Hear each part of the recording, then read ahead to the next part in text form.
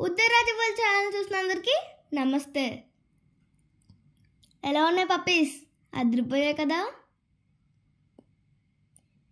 ఈ పప్పీస్ అన్ని male female.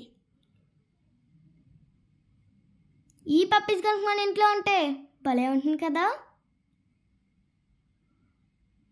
ఈ పప్పీస్ అన్నిటికి వ్యాక్సిన్ కూడా అయిపోయింది. హై క్వాలిటీ, మంచి బ్రీడ్ కూడా. భలే ఆడుకుంటున్నాయి కదా. ఈ పప్పీస్లో కనుక మీకు కావాలంటే డెలివరీ ఉంది.